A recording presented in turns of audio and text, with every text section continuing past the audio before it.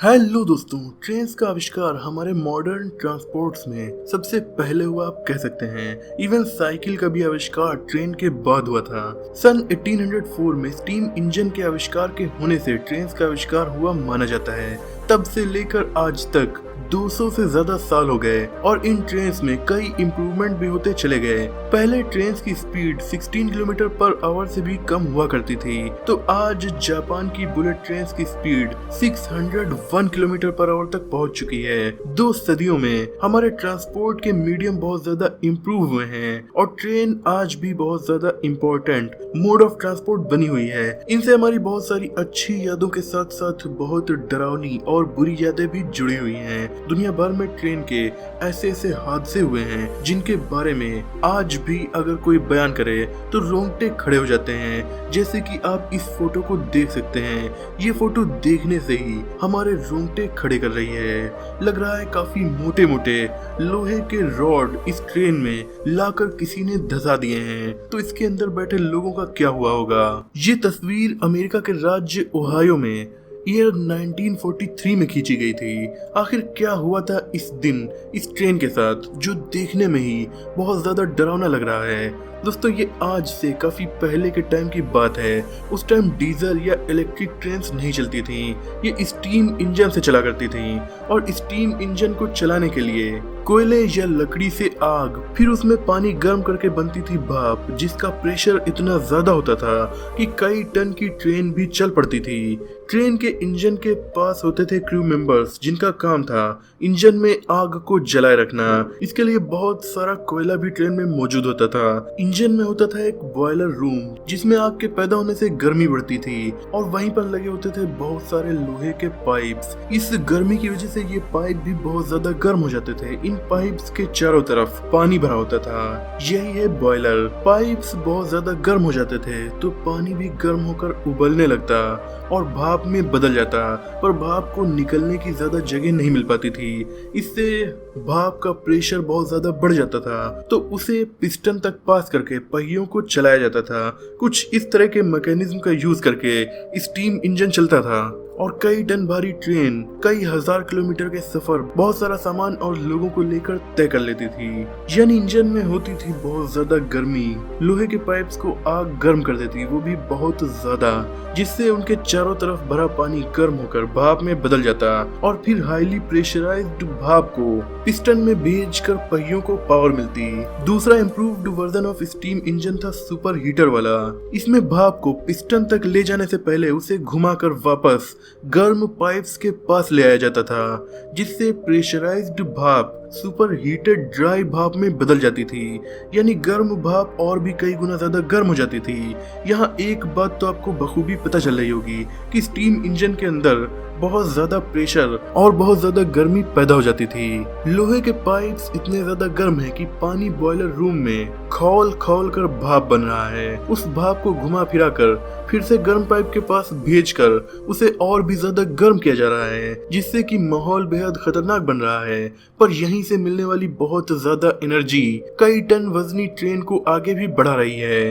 ये सिस्टम काफी ज्यादा खतरनाक होता था, इसीलिए टाइम टू टाइम इसकी अच्छे से सर्विसिंग और पार्ट्स को टाइम टू टाइम बदला भी जाता था, ताकि ऐसी कोई भी गलती ना हो जिससे कोई नुकसान पहुंचे। क्योंकि जहां इतना ज्यादा प्रेशर और इतनी ज्यादा गर्मी हो, तो वहां अगर जरा सी भी गड़बड़ हुई तो बहुत खतरनाक ब्लास्ट हो सकता है। क्योंकि भाप हर तरफ से बाहर निकलने की कोशिश करती है, पर उसे केवल उसी रास्ते से निकलने दिया जाता है जिससे कि ट्रेन को पावर मिले। और अगर कभी प्रेशर इतना ज्यादा बढ़ गया और थोड़ी सी गलती हुई तो जो तबाही मचेगी उसका अंदाजा भी नहीं लगाया जा सकता है। यहाँ इस फोटो में यही तबाही हुई है।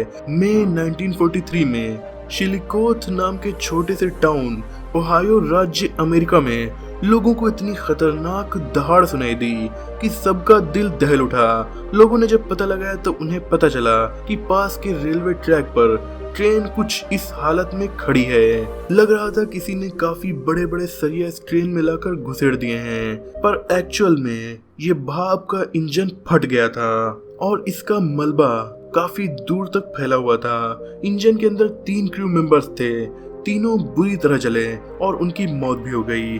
असल में बॉयलर रूम फटा था और वहाँ मौजूद सुपर हीटेड ट्यूब्स बुरी तरह बाहर निकल आए थे।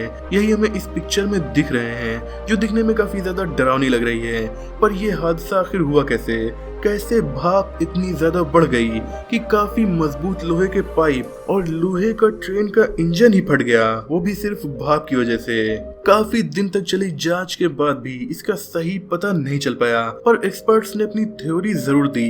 ये भारी भरकम ट्रेन पहाड़ पर चढ़ रही थी और काफी ऊंची चढ़ान पर चढ़ने के दौरान इसकी ताकत कम पड़ने लगी, इसीलिए ये ढलान से नीचे की तरफ जाने ही वाली थी, यानी स्टॉल होने वाली थी। लेकिन क्रू मेंबर्स कभी नहीं चाहेंगे कि ट्रेन ढलान से नीचे की तरफ वापस जाए, वो भी आउट ऑफ कंट्रोल होकर। इससे भी एक्सीडेंट का ही खतरा है। इसीलिए उन्होंने इंजन को और भी ज्यादा पावर देने की सोची और इसके लिए उन्होंने बॉयलर रूम में पानी कम कर दिया। बॉयलर में जब पानी कम होगा तो कम पानी ज्यादा गर्म पाइप्स के बीच जल्दी उबलने लगेगा, जिससे जल्दी भाप पैदा होगी और प्रेशर बढ़ जाएगा, तो ट्रेन नीचे की तरफ नहीं जाएगी। लेकिन दूसरी सिचुएशन में अगर पानी ज्यादा भरा गया तो वो गर्म देर में होगा और भाप भी कम बनेगी, तो ट्रेन के वापस नीचे जाने का खतरा भी पैदा हो जाएगा। दोस्तों, भाप के इंजन को चलाने के लिए कोयले के साथ साथ पानी भी बहुत ज्यादा जरूरी होता है, यानी स्टीम इंजन का मेन कंपोनेंट पानी भी होता है। लेकिन स्टीम इंजन में पानी का काम केवल भाप बनाना नहीं है, पानी का दूसरा काम बॉयलर रूम को थोड़ा ठंडा भी रखना है, क्योंकि अगर बॉयलर रूम का टेम्परेचर, जो कि ऑलरेडी काफी ज्यादा होता है, और भी ज्यादा बढ़ जाएगा तो उसके अंदर मौजूद मेटल की चादर और मेटल के पाइप्स पिघलने लगेंगे। और सोचिए, इस इंजन में इतनी ज्यादा भाप पैदा हो जाती है जो इतनी ताकतवर होती है कि वो कई टन की ट्रेन को भी आगे पुल कर सकती है। तो मेटल शीट्स पिघलने के बाद वो भाप, जो हाईली प्रेशराइज्ड और ओवरहीट भी है, वो किस तरीके से किस जगह से बाहर निकलेगी, यानी वो बहुत बुरी तरह से बाहर निकलेगी। एक्सपर्ट्स के मुताबिक इस ट्रेन में यही हुआ।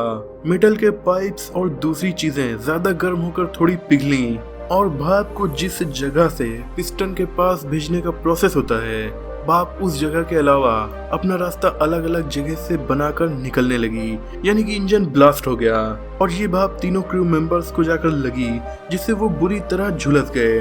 2 की तो मौके पर मौत हो गई थी, लेकिन एक तीसरा जो थोड़ी देर जिंदा रहा। कि मैंने कई बार 2 क्रू मेंबर्स को बॉयलर में पानी डालने को कहा था, लेकिन उन्होंने मेरी एक न सुनी। दोस्तों, 1940s के दशक में इतनी ज्यादा टेक्नोलॉजी नहीं थी कि ऑटोमेटेड सिस्टम से क्रू मेंबर्स को ये पता चल सके कि इंजन ओवरहीट हो रहा है या उसका टेम्परेचर सही है भी या नहीं। ये अंदाजा उन्हें खुद ही लगाना होता था। आज हमारे दौर में सिस्टम के द्वारा हमें सारी जानकारी मिल जाती है, चाहे वो कार हो या कोई और मोड ऑफ ट्रांसपोर्ट हो, हमें पता चल जाता है कि इंजन ओवरहीट तो नहीं हो रहा। और टेम्परेचर का पता न चल पाने की वजह से बेहद खतरनाक तरह से इंजन के ब्लास्ट होने की घटनाएं सामने आती थी, और इन घटनाओं की वजह मेनली पानी की कमी को ही माना जाता है। हालांकि ऐसा बहुत रेयरली ही होता था, पर जब होता था तो इंजन में मौजूद क्रू मेंबर्स का अंत बड़ा ही दर्दनाक होता था। 80 सालों के बाद आज भी जब हम इस फोटो को देखते हैं तो ये हमें काफी ज्यादा डरावनी लगती है, जितना कि शायद उस दौर के लोगों को भी न लगी हो। हालांकि इस इमेज को देखकर हम ये अंदाजा भी लगा सकते हैं कि क्रू मेंबर्स की मौत तुरंत हो गई होगी, इसीलिए उन्हें ज्यादा देर तकलीफ नहीं सहनी पड़ी होगी, पर ये तुरंत भी इतनी दर्द के साथ हुआ होगा, इसका अंदाजा लगाना मुश्किल है।